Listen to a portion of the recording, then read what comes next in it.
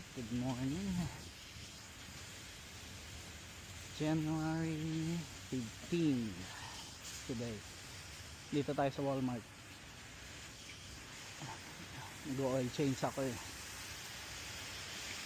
Bili tayo ng ano dito, oil, engine oil, mas mura.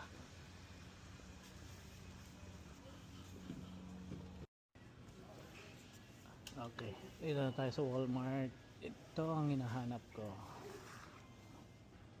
Mobile 1 extended performance 0W20. Ito yung para sa sasakyan ko eh.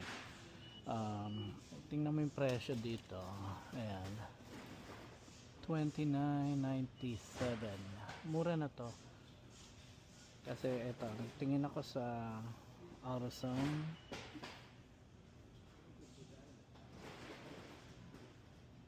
Ayan,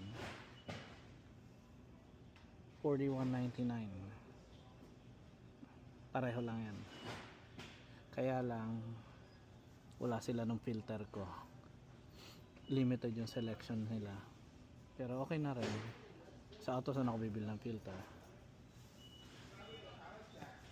So kung kailangan nyo ng pang oil change, ang ginagawa ko, bibili lang ako ng filter at saka ng oil ko, dadaling ko siya sa mga shop, mabayad ka lang ng labor.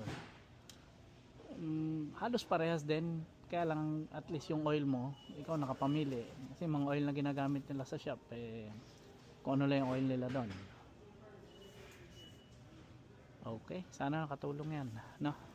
Bye bye.